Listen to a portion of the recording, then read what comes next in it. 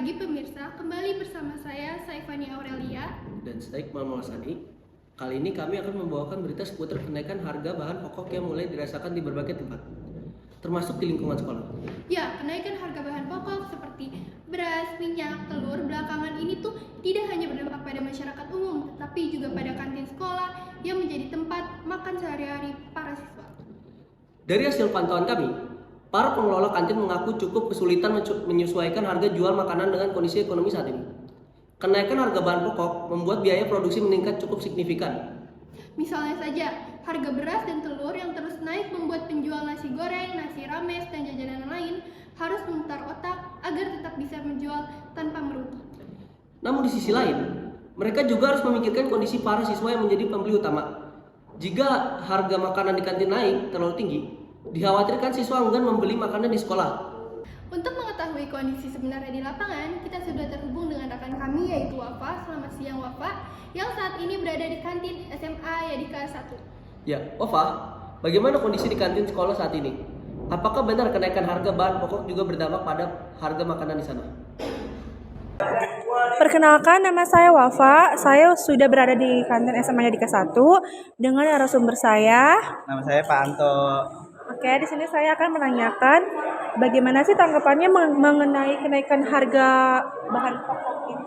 Agak mempersulit kami ya pedagang UMKM karena dengan kenaikan harga, tapi di ranah pasarnya tuh kita nggak bisa untuk naik dikarenakan kan kalau di kantin sekolah ketika harga pokok naik kan seharusnya harga penjualan kita kan juga naik kan, tapi kan kita namanya dagang di sekolah kita juga nggak bisa naikin harga sedemikian mungkin kan, jadi kayak agak mempersulit sih. Jadi mungkin yang mempengaruhi keuntungan kitanya ya, jadi agak diperkecil yang nggak kayak biasanya gitu loh. Oke. Yang kedua, kenaikan harga bahan pokok itu berpengaruh nggak sih terhadap harga makanan yang abang jual?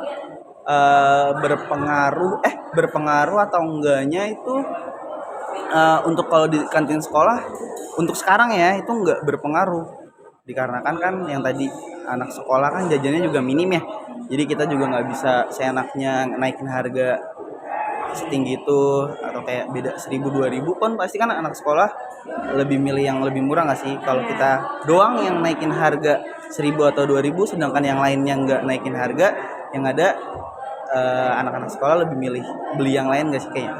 Kayak contohnya lebih baik beli batagor deh harganya 5.000 daripada beli kebab 12.000 misalkan, kan kebab tadinya harga 10.000, kalau misalnya kita naikin jadi 12 kan agak perhitungkan kan anak-anak buat beli atau kayak gimana, kayak gitu sih. Baik, sekarang saya ada lagi di kantin SMA Yadika 1. Kali ini saya akan bertanya kepada murid bagaimana keadaan bahan pokok naik oleh kantin. Oke, sekarang pertanyaan pertama ya. Bagaimana kamu merasakan dampak? Apakah ada harga kenaikan di kantin? Menurut saya sih ada sedikit. Oke, lalu kamu lebih suka bawa, karena lagi naik harga nih, kamu lebih suka bawa bekal atau lebih suka jajan di kantin nih? Untuk saya sih, saya lebih milih bawa bekal. Cuman sekali-sekali jajan di kantin gitu. Menurut ini harga-harga di kantin nih masih terjangkau nggak buat anak-anak atau murid di sini? Menurut saya sih terjangkau untuk murid-murid di sini karena harganya juga nggak terlalu yang mahal juga, nggak apa-apa. Oke, terima kasih ya, udah cukup ya. Baik, pemirsa, hari ini sudah selesai ya. Baik, terima kasih kepada Franz dan Wafa. Kenaikan harga bahan pokok memang menjadi tantangan yang harus dihadapi bersama.